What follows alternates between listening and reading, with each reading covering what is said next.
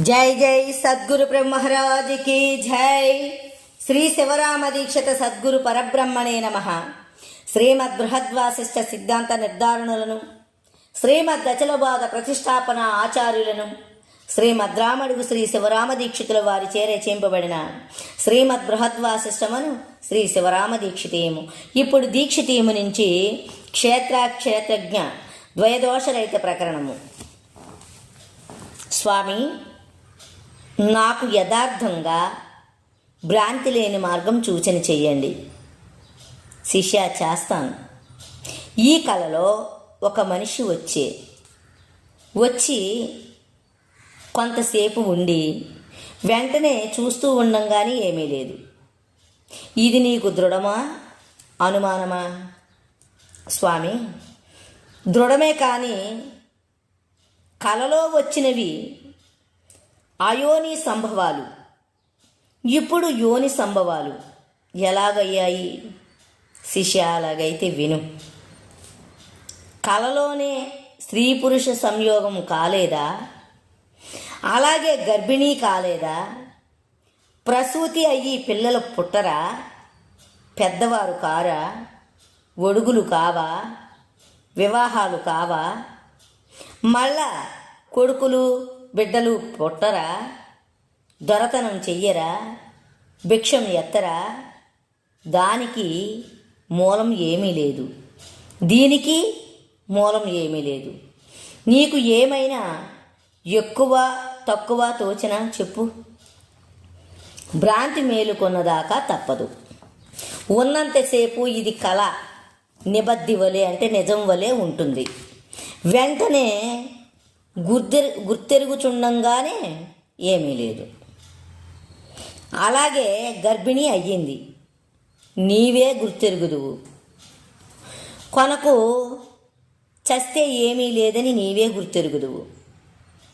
కలకు దీనికి ఎక్కువ తక్కువ ఏమి ఎక్కువ తక్కువ లేదు. కలకు దీనికి ఎక్కువ తక్కువ ఏమి ఎక్కువ తక్కువ లేదు. సరే కదా? నీకు ఒక భ్రాంతి ఉన్నది, అది పోకడ పెట్టుకుంటువే, నీకంటే అదుకులు లేరు. స్వామి, అది ఎటువంటిది సూచన చేయండి. శిష్య, చేస్తా కానీ ఎక్కువ ప్రసంగాలు చెయ్యవు కదా.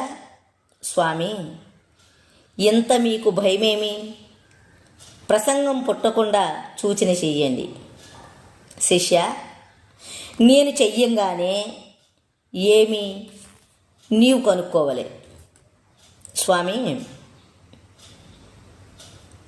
ఉన్నట్టు చెబితే ఎటువంటి మొద్దుకు వినంగానే తనకు తానే తోస్తుంది. సరే శిష్య, నీ మాట సరే, కానీ ఈ కల్లో వచ్చిన శరీరాలు మనకు ఇప్పుడు కనిపించే శరీరాలు సమానమా, ఎక్కువ తక్కువ? స్వామి, ఏమి ఎక్కువ తక్కువ లేదు, ఇది ఒక సూటిదే. శిష్య, ఇది అందరికీ ఎరికే కదా. అవును స్వామి, ఎరికే. అయితే అలాగైతే నీవు ఏమి? నేనా స్వామి, నేను ఈ మూలం లేని ఈ గుర్తెరిగే శరీరమును. కలలో వచ్చిన శరీరమునకు మూలము ఏమీ లేదు. ఎవరి సత్తా చేత ఉన్నవి? శిష్య, వాటికవే, వీటికి సత్తా ఎవరిది లేదు. వాటి వలె వీటికి ఎవరి సత్తా లేదు, వీటికి ఇవే. ఈ శరీరాలను రమ్మనేవారు లేరు, పొమ్మనేవారు లేరు, ఉండమనేవారు లేరు. విచారించిన మూడులు వీటికి మూలం ఉన్నదని భ్రాంతి చేత ఉన్నారు. విచారిస్తే అందరికీ మూలం లేదని ఎరికే అంటే తెలుస్తుంది. స్వామి, అలాగైతే శరీరము కలలో వచ్చిన శరీరాలు వంటిదే, కనిపించే శరీరాలు వంటిదే. ఎలాగైనా ఒక్కటే, కలలో వచ్చిన శరీరం వంటిది అయినా ఏమీ లేదు. శిష్య, అలాగైతే నీకు శరీరం ఉన్నట్టా లేనట్టా? స్వామి, మేలుకుంటే ఏమీ లేదు, కొంచెమైనా లేదు, ఏమీ లేదు, ఈ శరీరం ఏమీ లేదు. సరే, ఎప్పుడు చస్తినా స్వామి ఇచ్చి ఎప్పుడు విచారిస్తే అప్పుడే గురు కటాక్షం చేత ఏమీ లేదు. నిజం నిజం, ఇందుకు అనుమానం ఏమీ లేదు.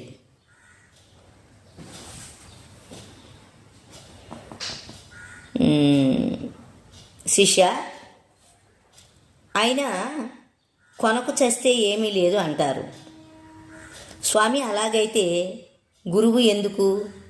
విచారానికి ఫలం ఏమి? చచ్చిన తర్వాత భ్రాంతిరహితం ఎవరికి? శిష్య, చిచి, అది కాదు మాట. చచ్చేది ఏమి? మొదలు ఏమీ లేదు, కొనకు ఏమీ లేదు. ఇలాగూ అందరికీ సమానమే. గురుమూలంగా విచారించిన వారికి ఎప్పుడు విచారిస్తే అప్పుడే మూలం లేని గుర్తిరిగే శరీరం ఏమీ లేదు. ఎలాగో సరే స్వామి, సరే, ఇందుకు అనుమానం లేదు. గురుస్వామి, నాకు 2 అబద్ధాలు తోస్తున్నవి. అవునా? అవి ఏవి శిష్య? స్వామి, ఏవి అవి అనగా సుషుప్తి అనే మాట, మరణం అనే మాట.